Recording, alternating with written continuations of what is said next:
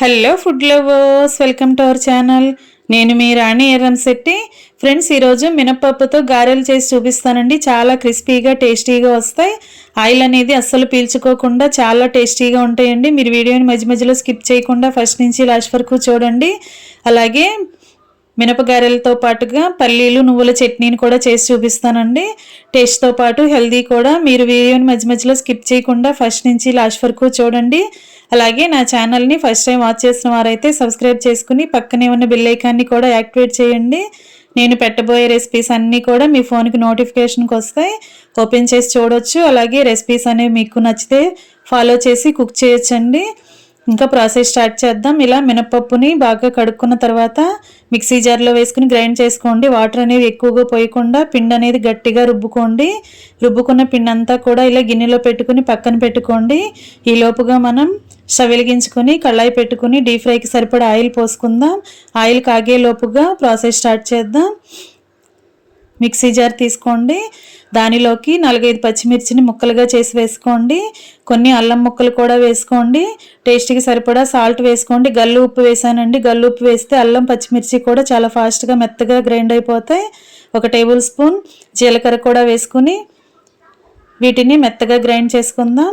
Grind అయిన paste అంతా కూడా అలా రుబ్బుకుని పెట్టుకున్న మినప్పిండిలో వేసేసుకుందాం.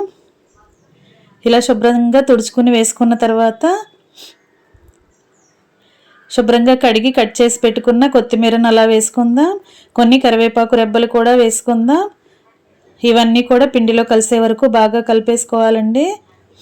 పిండిని ఇలా చేత్తో మొత్తం కూడా కలిపేసుకోవాలి. మనం సాల్ట్ వేసి గ్రైండ్ చేసుకున్నాం కదా, ఆ మిశ్రమం అంతా పిండిలో వేసిన తర్వాత పిండి అనేది లూజుగా వస్తుందండి. ఇలా కలుపుకున్నాం కదా. ఇప్పుడు ఆయిల్ అనేది అస్సలు పీల్చకుండా టిప్స్ చెప్తా అన్నాను కదా. 1 టేబుల్ స్పూన్ బియ్యపిండి వేసుకోండి, పొడి బియ్యపిండి.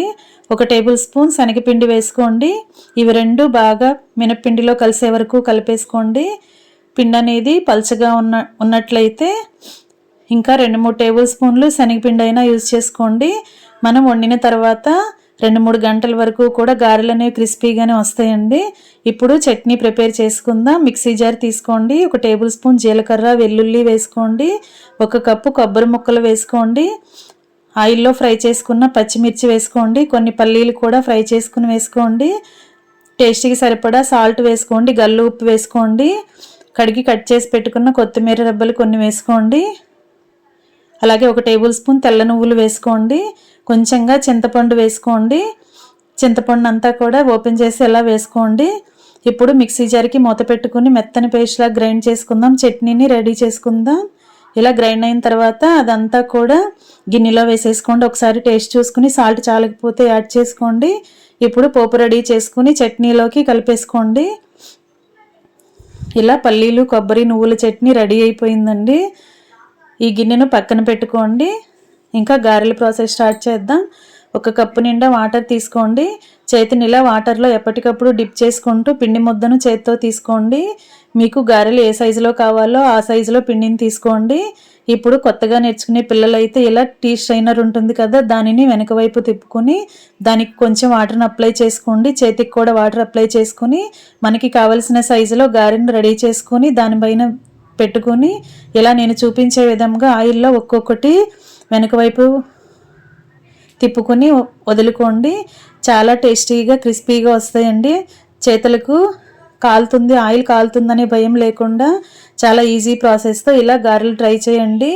ఎక్కువగా డైలీ చేసుకునేవారు, ఎక్కువగా ప్రాసెస్ చేసుకునేవారు ఇలా ఎలాంటి ఇబ్బంది లేకుండా ఇలా చేత్తోనే వేసేసుకోండి. ఎలాంటి ఆయిల్ ప్యాకెట్స్ కానీ ప్యాకింగ్ కవర్స్ కానీ యూజ్ చేయాల్సిన పని లేదు. క్లాత్ కూడా యూజ్ చేయాల్సిన పని లేదండి.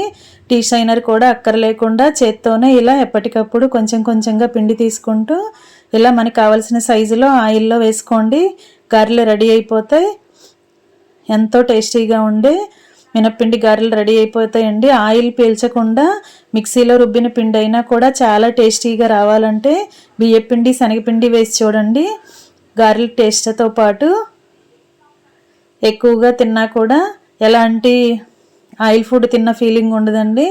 ఇలా చేత్తోనే ఎప్పటికప్పుడే రెడీ చేసుకుని డీప్ ఫ్రై చేసుకోండి. ఇంకా స్టవ్ ఆఫ్ చేసేసుకొని సర్వింగ్ ప్లేట్లోకి వేసుకోవటమే.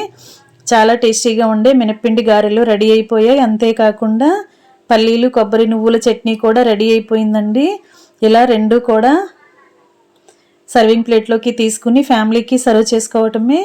ఇంకా మీ అందరికీ కూడా ఈ వీడియో నచ్చినట్లయితే లైక్ చేయండి. మీ ఫ్రెండ్స్కి ఫ్యామిలీ మెంబర్స్కి ఈ రెసిపీ షేర్ చేయండి. అలాగే నా ఛానల్ని ఫస్ట్ టైం వాచ్ చేసిన వారైతే సబ్స్క్రైబ్ చేసుకుని పక్కనే ఉన్న బెల్ ఐకాన్ని కూడా యాక్టివేట్ చేయండి. నేను పెట్టబోయే రెసిపీస్ అన్నీ వస్తాయి. Thanks for watching. నేను మీ రాణి ఎర్రంశెట్టి.